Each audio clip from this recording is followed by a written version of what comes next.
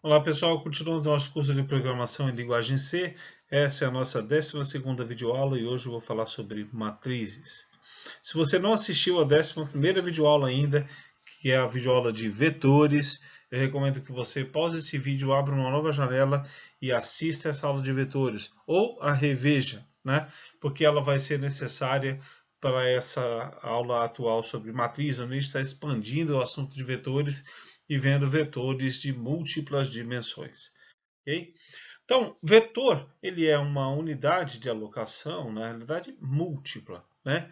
Onde cada unidade de alocação vai comportar um dado diferente, atua como se fosse uma variável independente da outra, mas todas elas têm a mesma característica e uma mesma função no programa. Por exemplo, se eu estiver falando de um programa que esteja armazenando notas, né, nota de aluno, por exemplo, então todas elas são notas, só que cada uma, nota 0, nota 1, nota 2, nota 3, nota 4, vai ser uma variável independente dentro desse vetor. Okay? Agora, e quando eu preciso fazer a relação de dados, não só como uma única linha, né, uma única sequência, mas como uma tabela em que eu tenho linhas e que eu tenho colunas, e elas têm uma dependência uma da outra. Então, como é que a gente faz para armazenar isso? Né? Isso também é possível com vetores? Sim, é um vetor de duas dimensões que nós chamamos de matriz, certo? Então, esse 4 aqui, por exemplo, será o nosso número de linhas, e o 5, né, a segunda dimensão, nós podemos dizer que é o nosso número de colunas. Tá? Isso faz alguma diferença, eu ter que gravar se o primeiro é linha, se o segundo é coluna? Isso só fará diferença quando você está falando de matrizes, e são matrizes como a nossa matriz matemática, você quer usar aquelas regras de multiplicação de matriz, em que uma só é multiplicável pela outra, se o número de linha de uma foi igual ao número de colunas da outra, etc. Aí, nesse caso, faz importância, né? Você tem importância você gravar quem é linha e quem é coluna. Mas para o C, de um modo geral, isso não faz diferença, porque o que importa é você saber que o primeiro índice tem uma relação, né? Tem uma função, o segundo índice tem outro, você pode ter outros ainda. Tá ok? Mas sem spoiler, vamos lá, vamos continuar aqui. Então, quando eu tenho uma matriz matemática como essa, né, eu estou aqui colocando valores, mas que na realidade representam os índices de posição dessa matriz. Aqui é uma clássica matriz 3 por 3, né, da matemática lá. Então, esse primeiro valor é o nosso índice de linha e o segundo valor, o nosso índice de coluna. Então, quando eu estou falando aqui, por exemplo, em o dado 2, 3 da minha matriz, é porque ele está na segunda linha e na terceira coluna, certo? Isso vale para todos eles. Imagina que eu queira preencher uma matriz como essa, né, fazendo com que o usuário, na realidade, informe esses dados dentro do meu programa. Então a gente pode fazer isso. Você emite lá uma mensagem, preencha a matriz 3 por 3. E aí, olha só a essa estratégia.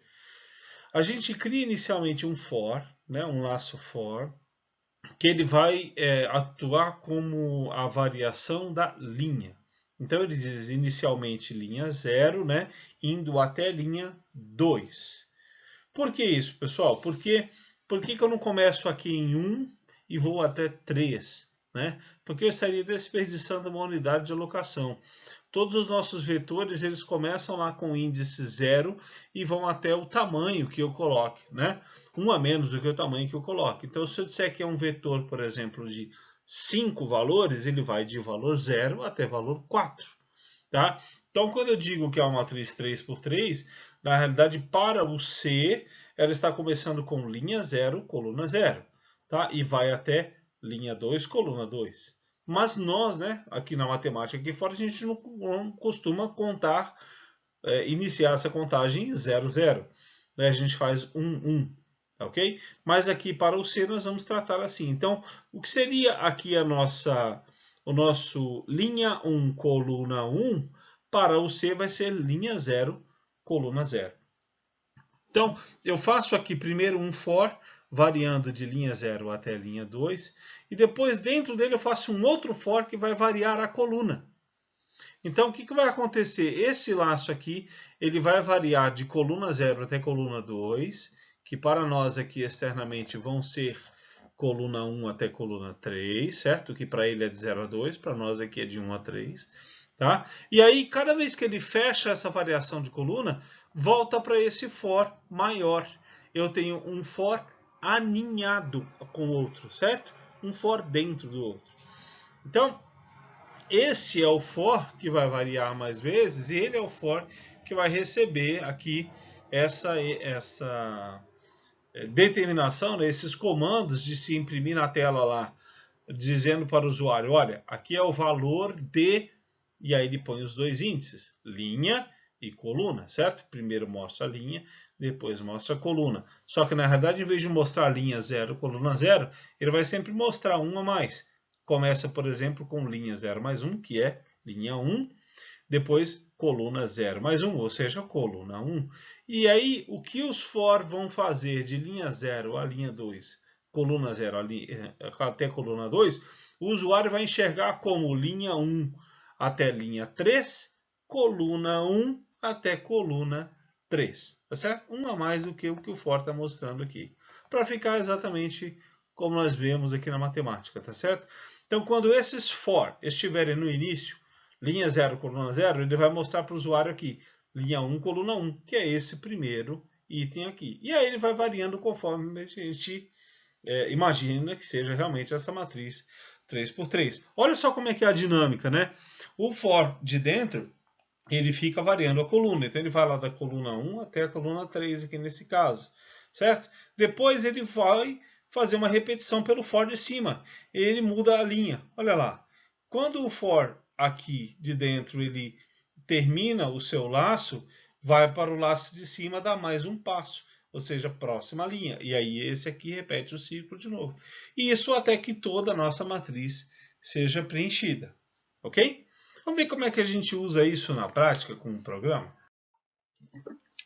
Eu coloquei um programinha aqui em que ele inicia criando 3 variáveis do tipo real, float. Né? Variável peso, variável altura e variável IMC. Já deu para perceber que a gente está falando de índice de massa corporal. O que é isso aí? Rapidinho. Ele seria o peso da pessoa em quilograma, ou na realidade quilograma-força, né? Por isso que eu estou colocando aqui peso entre aspas, porque nós sabemos que quilograma é unidade de massa. Então, certo seria dizer a massa da pessoa. Só que a gente não costuma dizer assim, bom, qual é a sua massa? Né? A gente diz quanto você pesa, qual é o seu peso. Então, isso passou a ser, no popular, certo? O peso da pessoa em quilograma. Mas, na realidade, isso é a massa. Então, por isso nós estamos colocando aqui entre parênteses peso, tá certo? Vamos aceitar esse erro conceitual inicialmente. Então, a pessoa diz aí o peso dela em quilogramas, né?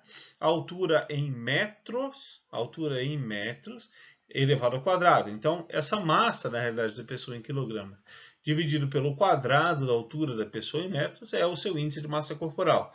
Então, por exemplo, uma pessoa que tem 80 quilos, 1,74 m de altura, né? 1,74 metros de altura. Então, esse 1,74 ao quadrado, 80 dividido por isso, vai dar lá um IMC, um índice de massa corporal, de aproximadamente 26,4. Ok? Então, vamos lá. O nosso programa ele continua primeiro perguntando de quantas pessoas você quer armazenar os dados para calcular o IMC. Se o usuário já disser aqui 0, não faz sentido, né? Para pessoa nenhuma. Então, na realidade, o que ele quer é finalizar o programa. E aí a gente já deixa lá no fim aqui, olha, então, se a quantidade for diferente de 0, é que vai executar o que nós vamos colocar aqui dentro. Se essa quantidade de pessoas for 0, né? Então, o programa simplesmente vai emitir a mensagem para o usuário. Você digitou 0, o programa será finalizado. Então, vamos lá, o usuário colocou uma outra quantidade, que não é 0. Tudo bem, então, e é uma quantidade do tipo unsigned int, né? Inteiro não sinalizado, portanto, número natural. Se ele colocar negativo, só vai pegar a parte positiva desse valor. Então, se ele colocar lá menos 4 pessoas, que na realidade são 4 pessoas, tá? E ele vai pegar o valor 4 aqui em quantidade, tá bom? Esse programinha também cria aqui uma variável natural, né? Número inteiro positivo, chamada de x, ela só vai ser usada dentro dos laços, eu vou mostrar já já. Tá? Então, é um programa que vai armazenar dados de peso, entre aspas, né, e altura das pessoas, para eles poderem informar o IMC dessas pessoas. E aí vocês vão ver onde é que a gente vai utilizar a matriz nesse programa, tá bom? Então eu tenho aqui agora já a criação de uma variável muito importante, né, que é o nosso vetor das pessoas, certo? Esse vetor chamado de pessoa, ele tem dois índices, né? Um fixo, índice 3, né? um tamanho aqui 3, e um outro índice variável, que é quantidade. Por quê? Porque depende de quantas pessoas, né, o usuário vai querer armazenar. É a quantidade de pessoas. Olha só, esse 3 é um número de linhas, certo? Então, ele vai representar para nós, nesse programa, ou pessoa com o primeiro índice 0, né? O primeiro índice aqui é a unidade de memória onde a gente vai armazenar o peso da pessoa, certo? Na realidade, de novo aí, peso entre aspas, porque nós estamos colocando, na realidade, a massa dela em quilogramas. O segundo índice, que é o índice 1 aqui, vai ser a altura da pessoa em metros. Tá? E o terceiro, a terceira característica, né, a terceira unidade de locação de memória aqui, vai receber o dado do IMC, do índice de massa corporal. Então, cada pessoa aqui tem três características aqui dentro desse vetor, né? O peso, a altura e o IMC, que é uma consequência, claro, desses dois primeiros aqui. Tá? E esse segundo parâmetro aqui desse nosso vetor múltiplo, dessa nossa matriz, certo? Quantidade, ele vem aqui informado pelo usuário, né? Essa quantidade é quantas pessoas. Então, para cada pessoa eu terei uma coluna, né, com seu peso, sua altura e seu IMC. Mas eu não sei quantas pessoas o usuário vai me informar. Então eu não deixei isso aqui fixo, eu deixei isso para receber uma variável, que é a variável quantidade informada pelo usuário. Então, se ele quer cadastrar 10 pessoas, ele vai dizer 10 aqui, certo? Esse scanf vai pegar o valor 10 e armazenar na variável quantidade, e na hora que for criado esse vetor, for criada essa matriz, vai ser criada uma matriz 3 por 10.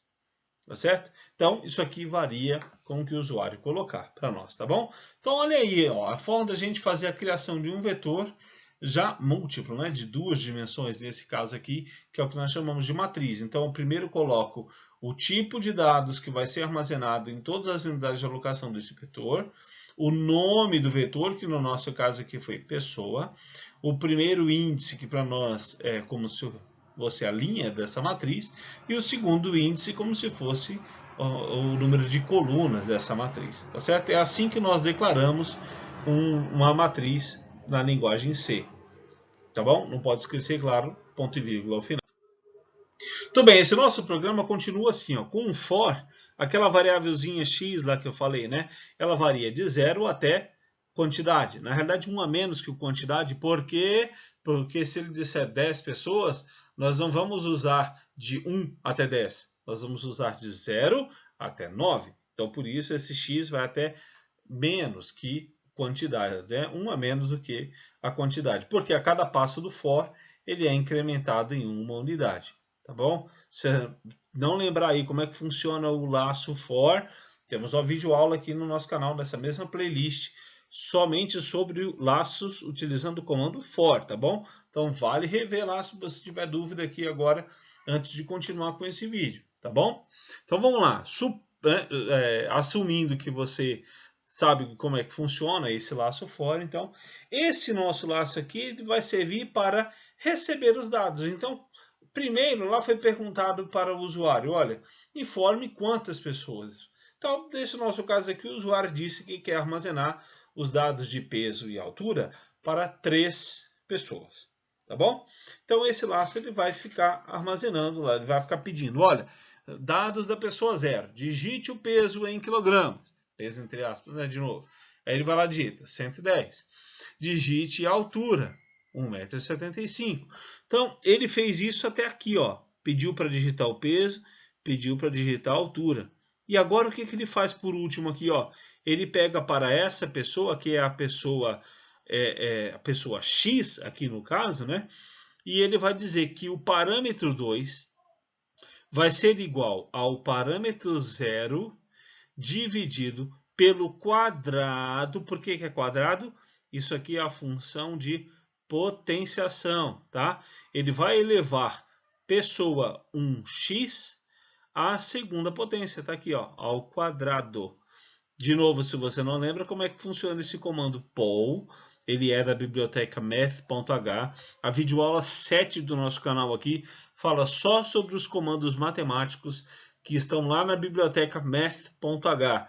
Então, dá uma olhadinha lá, você vai ver como é que funciona o comando POL. Mas, rapidamente aqui, o que eu colocar entre parênteses, né, aqui eu vou colocar dois parâmetros, dois argumentos dessa função POL. Ele vai pegar o primeiro e elevar pelo segundo. Eu separo os dois por uma vírgula.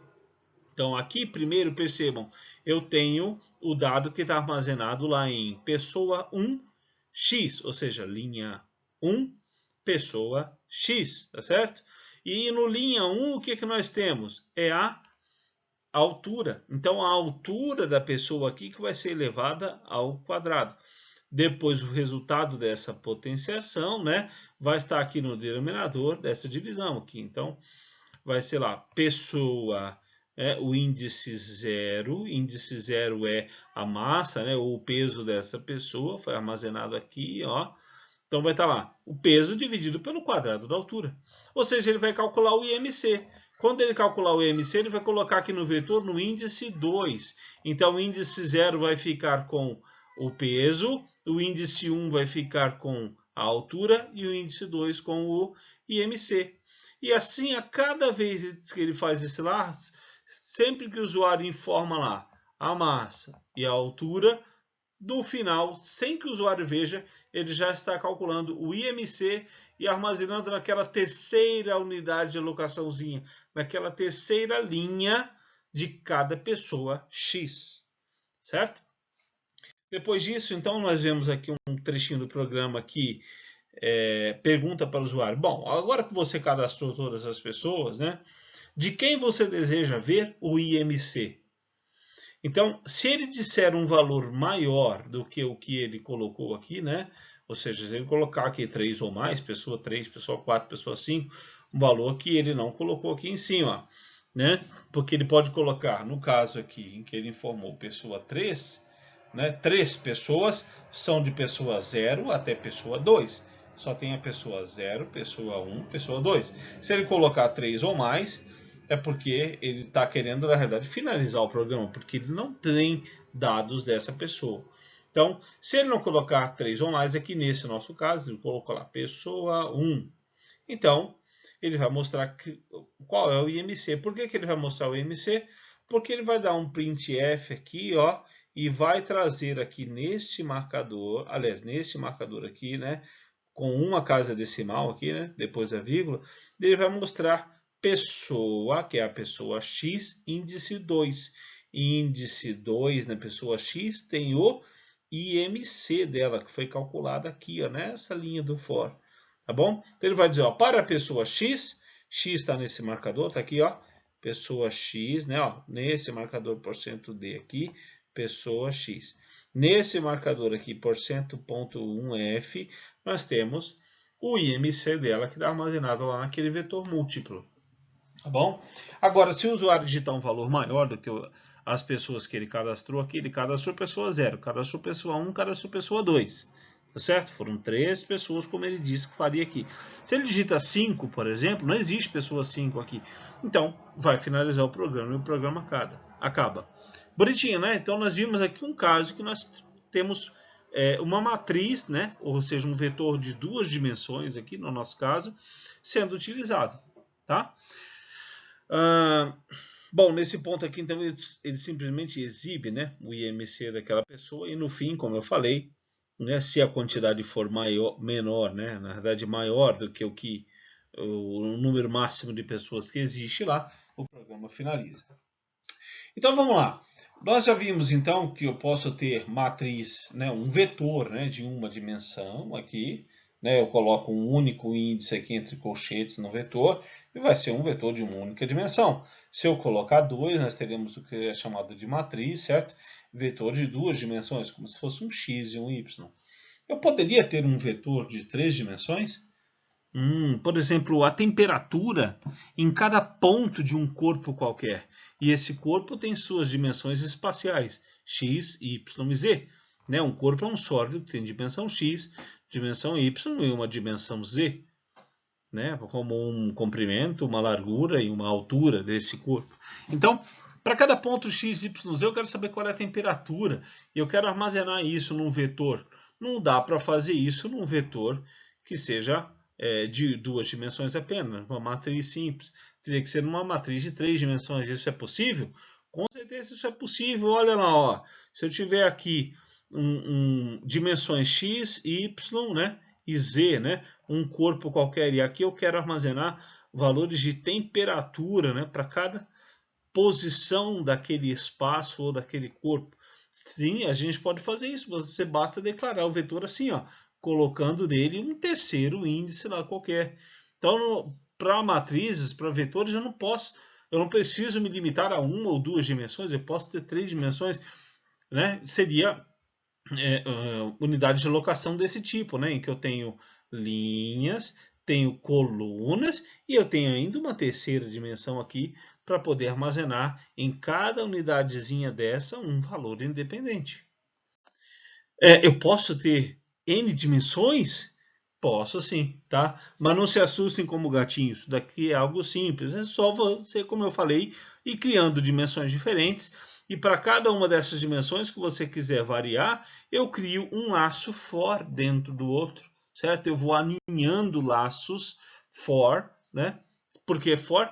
Porque é aquele que é preferencial quando você tem um número definido de repetições do laço. Pode fazer com do while, por exemplo? Pode, mas é menos recomendável, tá bom? Então, para falar de matrizes, né, de vetores múltiplos, geralmente a gente vai recorrer ao mais eficiente em termos de processamento, que é o laço for, tá bom? Então, eu posso sim ter múltiplas dimensões e não há nada que se assustar com isso, tá bom? Exercícios, isso aqui vai ajudar muito vocês. Vocês são meus alunos do Instituto Federal, já receberão, claro, os exercícios aí a seu tempo. Se você não é aluno meu, mas já chegou a esse nosso ponto do curso aqui, coloque o seu e-mail nos comentários e eu vou mandar para vocês periodicamente os exercícios também, tá? Meu objetivo aqui é fazer difusão do conhecimento. Então, gostou? Pode curtir aí, se inscrever no canal. Se ativar o sininho de notificações, vocês serão notificados assim que cada vídeo for postado, tá bom? Mas o objetivo aqui é fazer difusão do conhecimento. Então, pode colocar seu e-mail nos comentários do vídeo que eu mando lista de exercícios e todo o material que eu tiver disponível. Ok?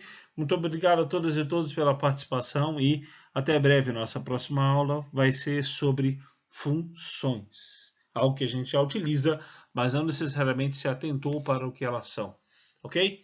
Um abraço a todas e todos e até breve.